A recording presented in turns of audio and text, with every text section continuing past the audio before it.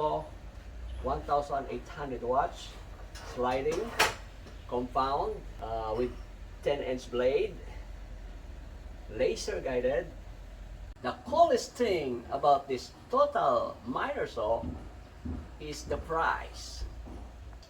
Other brands of the same specs cost around 20,000 to 32,000 pesos. The price of this miter saw is just 9,980 pesos. You heard it right, 9,980 pesos. To show you how good the quality of this miter saw is, let's test it. Okay? So before testing, make sure that you are wearing the personal protective equipment, the goggles, and miter saw are loud. So if you want a silent miter saw, there's no such thing. All miter saw are loud. So you should wear an ear protection. Okay. To lift this up, there is a safety lock here. You push this a little bit down, then you pull. Then turn it clockwise to pull it out. Okay? To pull it back, you need to pull it again down and twist to counterclockwise. Okay? That will lock the unit. So, okay. So, change the angle of the miter cap. This is the spindle lock, and this is the indicator. So there is a stop at special angle like 0. Okay, you can hear the click. And the next one is at 15 degrees. You see? And another one is at 22.5 degrees.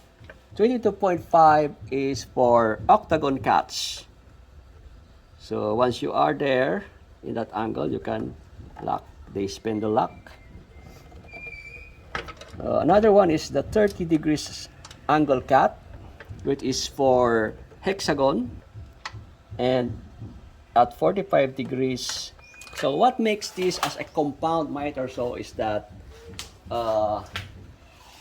it can cut miter cut and bevel cut at the same time. So once you have the miter angle set, then you can set also the bevel. So you can unlock. This is the bevel lock. You turn it counterclockwise, then you can now move up to 45 degrees to the left. Okay. Lock it there so it will not move. All right. Turning it back. Let's get back. You can bring it back to 0. And this is the clamp, to lock woods in place. Yeah, this is the clamp. So you can, to make sure that it will not move. Okay. Now we'll try the most used 90 degrees cut. And if you like to do that, you should put the miter angle to 0. Okay. So this is the spindle lock. This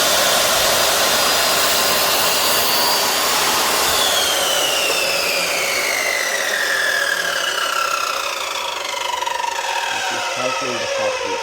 Okay. So let's try another angle. Let's say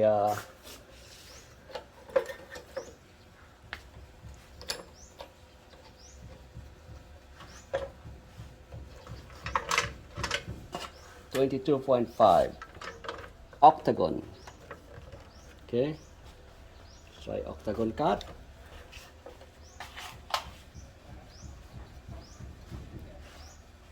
Turn the laser on. You can see here the laser.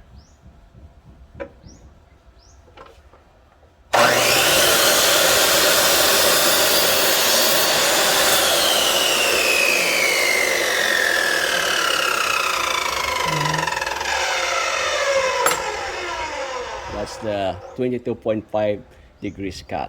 Okay, and let's try a compound cut, a combination of miter cut and a bevel cut. Okay, so it is already set at 22.5. We can put this at 30 degrees, for example. The bevel at 30 degrees. Okay.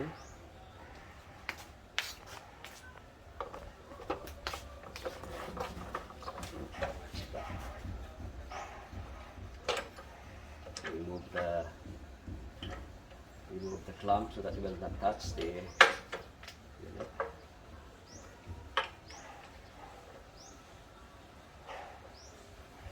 So you can see here the laser. Okay, let's check.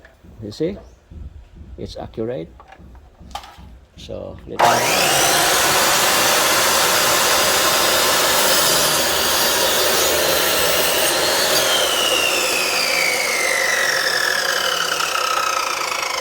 So that is the compound cut. Yeah? 22.5 degrees and bevel at 30 degrees. When you're making crowns, like you install crowns in ceilings, this is useful. Alright? So, what do you think, guys? Is this tool worth buying? For me, it's a yes. I'm using the same tool for 2 years now, and there was no issue at all. If you are new to my channel, please hit that subscribe button and the notification bell so that you will be updated with our next videos. Thank you so much for watching.